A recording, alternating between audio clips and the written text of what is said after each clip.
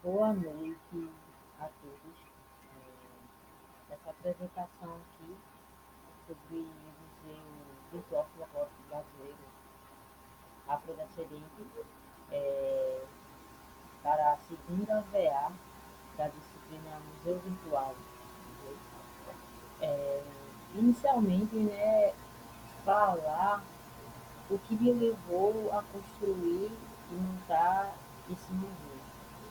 Primeiramente, a abordagem, né, afrocêntrica, uma teoria asiática, né, de centralizar, né, colocar no centro do debate a identidade e a cultura e o folclore africano e descendências africanas aqui no Brasil, presentes marcantemente em nossa cultura. Então, pensar também na questão do necropoder, é, dos corpos que são usados, que são postos sempre em zonas periféricas, é, que não são tão atendidas em políticas públicas. Isso presente no conceito de Mazama sobre política e necropoder, e sobre o conceito de decolonialidade, né, que a gente vê o processo de globalização, o capitalismo crescente, presente essa ideia de, de preconceito, de continuidade, né, de racismo estrutural, ainda presente, muito forte em nossa sociedade. Então, com esse museu, a gente vai perceber traços da cultura africana dentro do nosso folclore. Okay? Considerando que o termo folclore vem de folklore, né? Que é um termo criado na Inglaterra por um cientista chamado Thompson.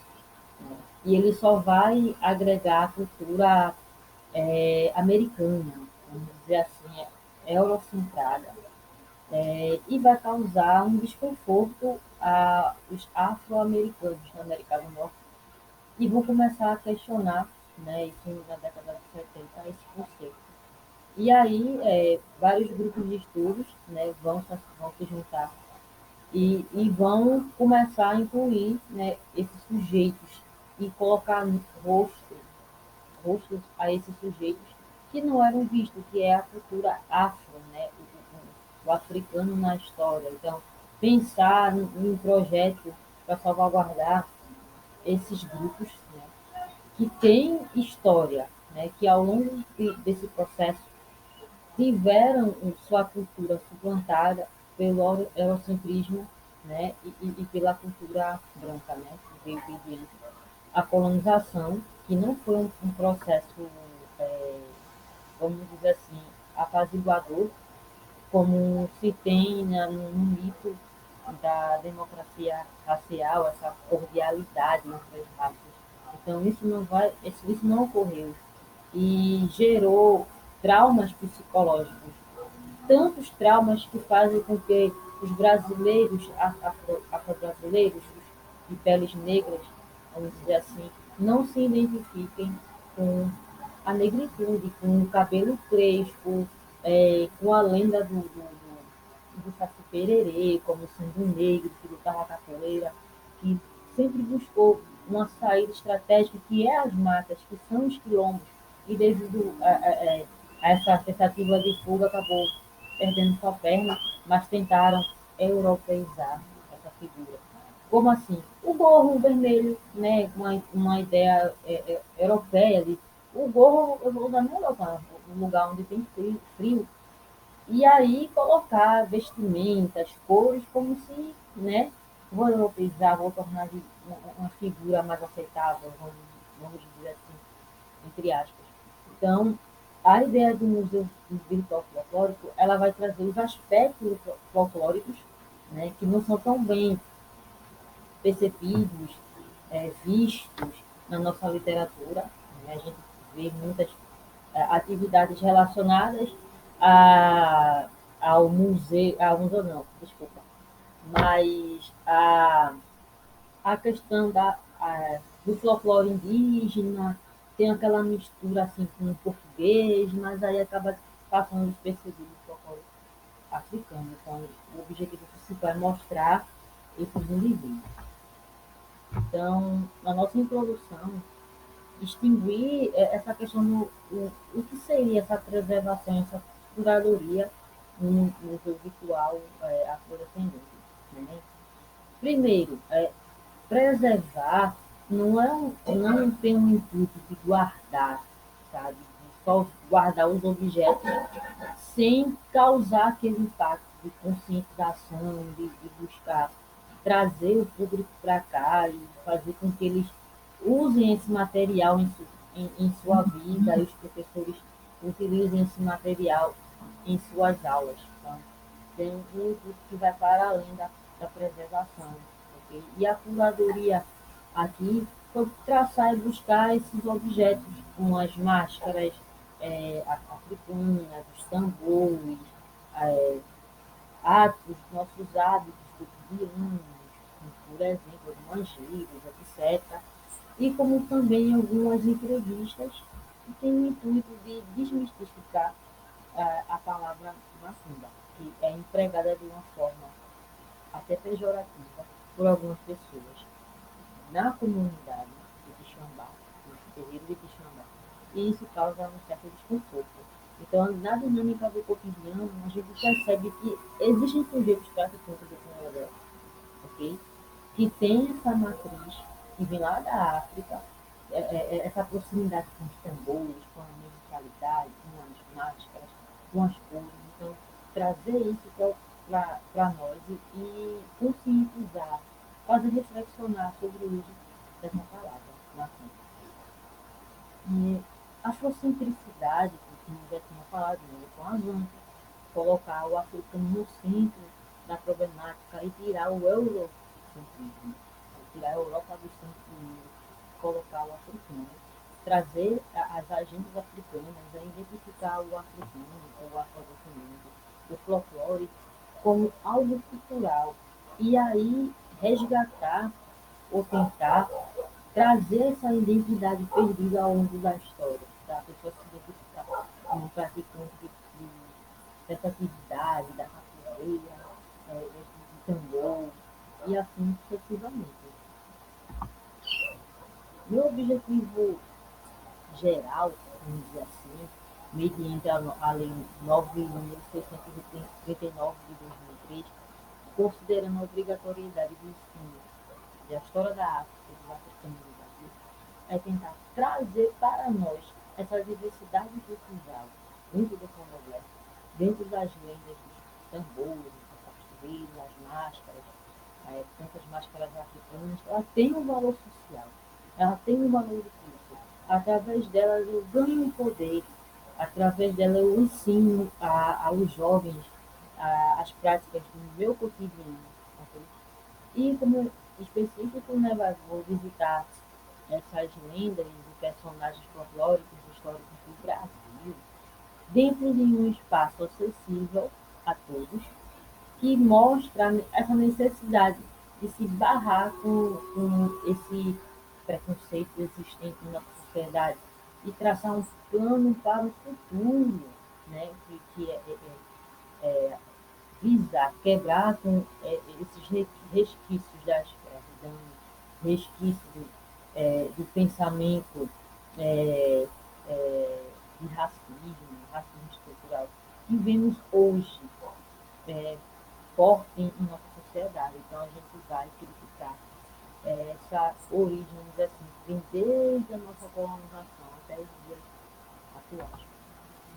Meu público-alvo é, terá acesso ao museu virtual, adolescente, crianças, público adulto, porque terão amplo acesso à página, poderão perceber nas abas da página um pontinho onde vão poder pesquisar, e ali perceber, entre palavras-chave, tópicos de páginas referentes à exposição do museu.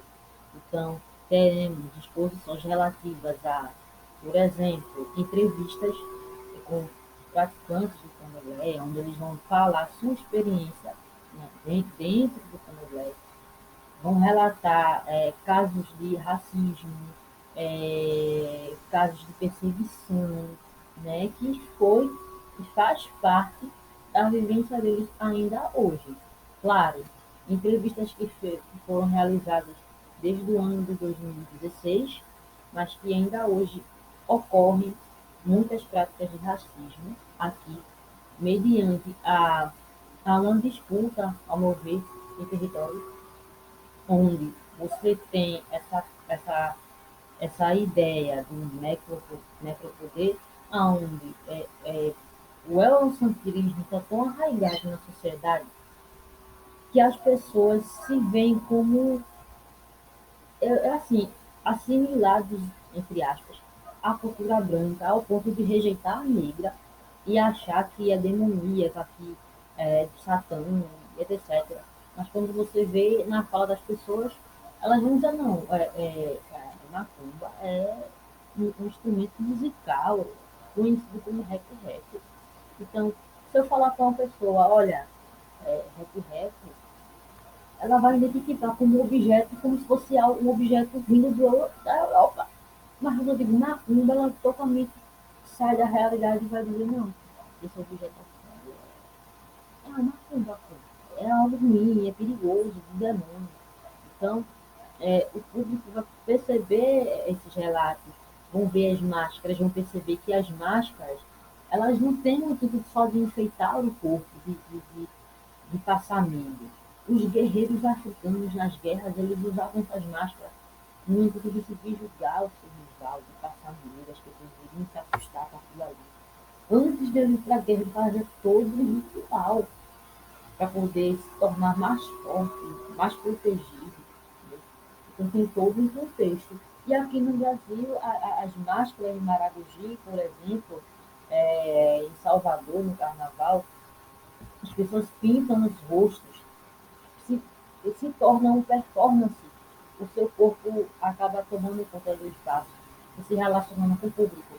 E aí acabamos tendo uma disputa, né, de grupos, de máscaras, e isso daí é muito evidente também nas nossas escolas de samba. Você tem um desfile todo preparado para passar as passistas, a, toda a alegoria. Então, tem todo um contexto social envolvido aí, e aqui no Brasil ela ganhou uma proporção bem maior. Então, a minha experiência foi interessante, né? Mediante a conversa com o pessoal do NEAB, né? Instituto da África, na UFPE, consegui me aproximar um pouco dos relatos de experiências deles em relação ao sentimento de angústia, sabe? De não ser incluído na universidade, do racismo de estar ali evidente. Muitos relatos falam sobre alguns alunos conversando na língua mãe, e todo mundo olhar assim como se eles estivessem discussando palavras feias, etc.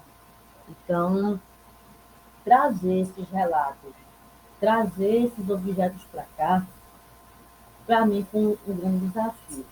Primeiro, de buscar essa fonte, e segundo, de montar o museu, sabe?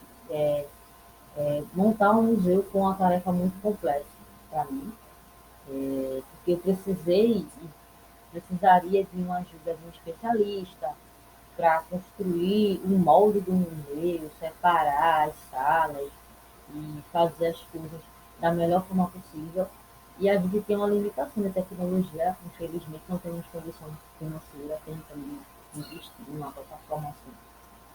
E aí a gente fez um blog, né? Esse blog no Google, onde rapidamente ele entrar em acesso nos meios tecnológicos, vocês ficam com uma facilidade muito grande de acessar.